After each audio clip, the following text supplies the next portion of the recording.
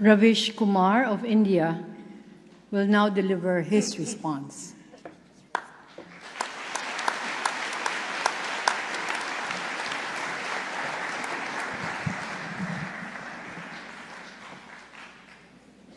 Namaskar.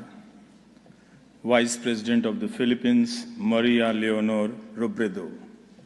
Former President Fidel V. Ramos, trustees of the Ramon Magsaysay Award Foundation, distinguished guests, members of the Magsaysay family, fellow awardees, ladies and gentlemen. My world has changed since the announcement of the Ramon Magsaysay Award.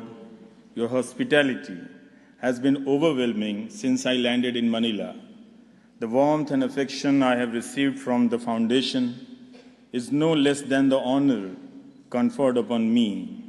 You invited me as a guest and made me feel at home.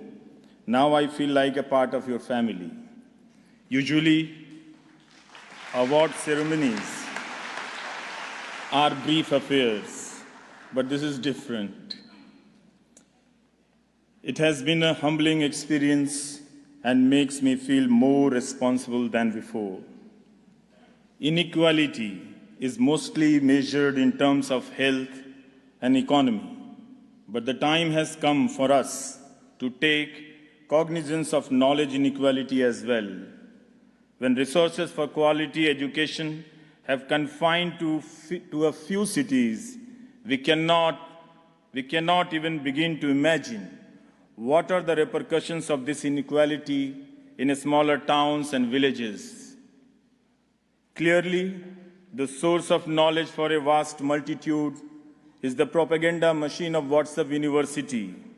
One cannot entirely blame today's youth, since they have been denied quality education and information. It becomes all the more important to evaluate the crisis of media in this context. If media too begins to function like the WhatsApp University with fake news and fake knowledge, what then would be the consequences for society? It is a good sign that India's citizens have begun to understand this.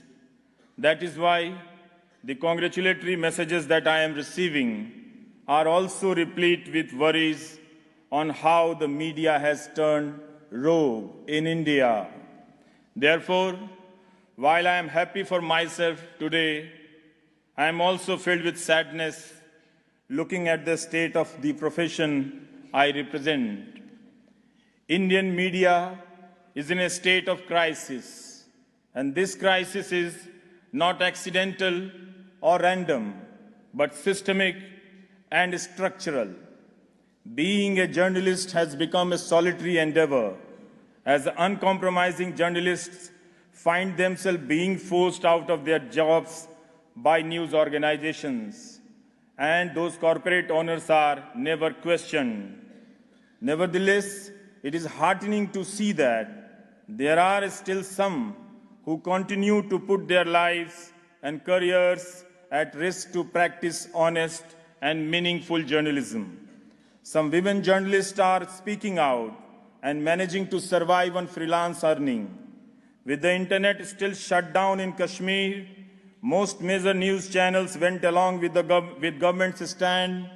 Yet, there are some who have dared to report from within that shutdown and face the wrath of the army of trolls. While institutional journalism is facing a crisis, individual journalists are struggling to survive and question authority.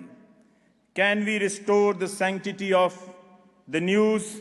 I do hope audiences will once again realize the value of truthfulness in reporting and the diversity of voices and opinions, because a democracy can thrive only as long as its news is truthful, information is truthful. I accept the Ramon Magsaysay Award.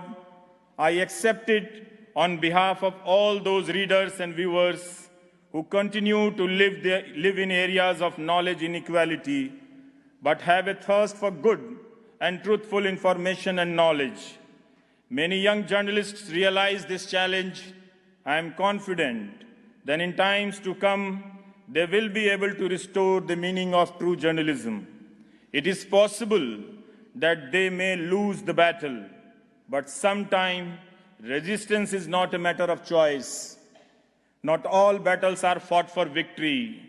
Some are fought for simply to tell the world that someone was there on the battlefield. I accept this award on behalf of all such journalists, and I thank my millions of viewers of NDTV. I thank my wife, life partner Noena, my two lovely daughters, Tanima, Tanisha, and childhood friend Anurag. Once again, I thank the Ramon Magsaysay Award Foundation. Jai Hind.